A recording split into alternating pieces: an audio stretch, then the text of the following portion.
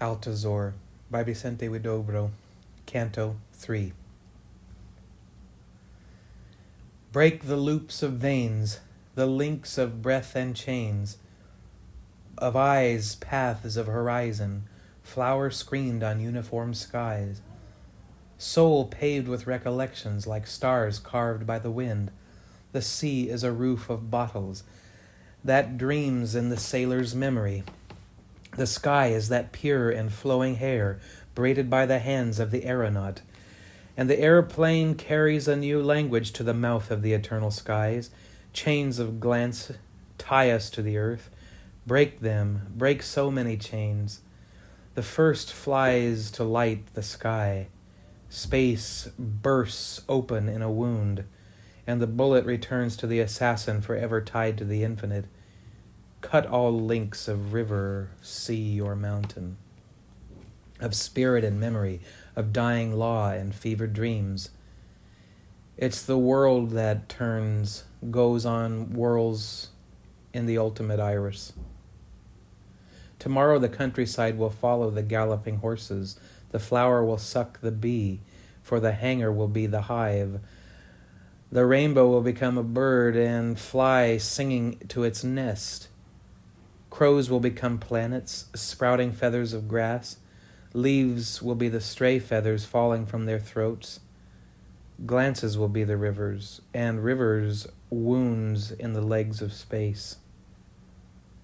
The flock will guide its shepherd, so the day can doze drowsy as an airplane. And the trees will perch in the turtle dove while clouds turn to stone. For everything is as it is in every eye, an ephemeral astrological dynasty, falling from universe to universe. The poet is a manicurist of language, and not the magician who lights and douses stellar words and cherries of vagabond goodbyes, far from the hands of earth, and everything he says is his invention, things outside the everyday world. Let us kill the poet who gluts us. Poetry still, and poetry, poetical poetry, poetical poetry by poetical poets' poetry. Too much poetry. From the rainbow to the piano bench ass of the lady next door.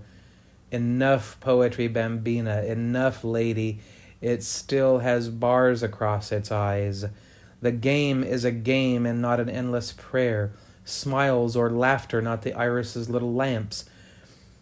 That wheel from affliction toward the sea, smiles and gossips of the weaver's star, smiles of a brain that summons dead stars from the seance of the table of its radiance.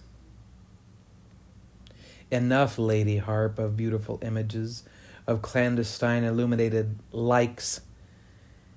It's something else we're looking for, something else.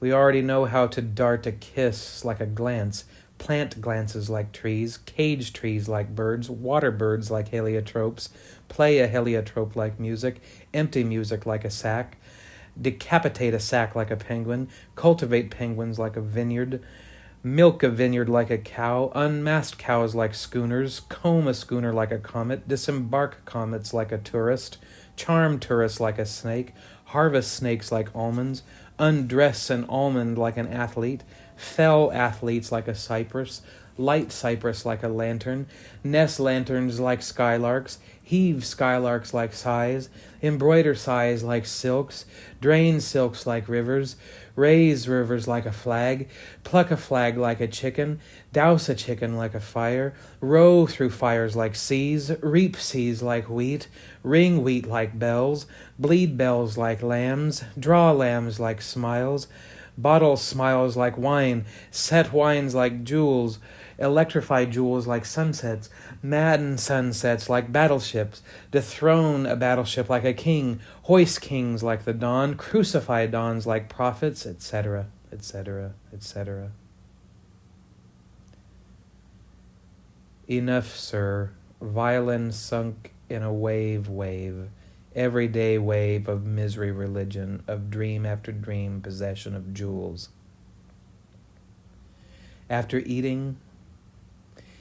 the heart-eating roses and the nights of the perfect ruby, The new athlete leaps on the magic track, frolicking with magnetic words, hot as the earth when a volcano rises, hurling the sorceries of his bird phrases. The last poet withers away. The bells of the continents chime. The moon dies with night on its back. The sun pulls the day out of its pocket. The solemn new land opens its eyes and moves from earth to the stars, the burial of poetry. All the languages are dead, dead in the hands of the tragic neighbor. We must revive the languages with raucous laughter, with wagons of cackles, with circuit breakers in the sentence and cataclysms in the grammar. Get up and walk. Stretch your legs, limber those stiff joints. Fires of laughter for shivering language, astral gymnastics for the numb tongues. Get up and walk. Live like a soccer ball. Burst in the mouth of motorcycle diamonds, in the drunkenness of its fireflies, the very vertigo of its liberation, a beautiful madness in the life of words, a beautiful madness in the zone of language.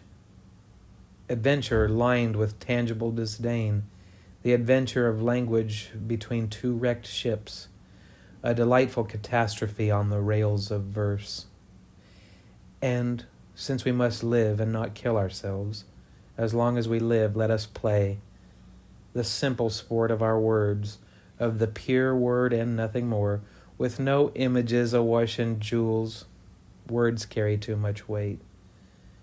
A ritual of shadowless words, an angel game, there in the infinite, word by word, by the light of a star that a crash brings to life. Sparks leap from the crash, and then more violent, more enormous than explosion, passion of a game in space, with no moon wings, no pretense, single combat between chest and sky, total severance of voice and flesh at last, echo of light, bleeding air in the air, then nothing, nothing, spirit whisper of the endless phrase.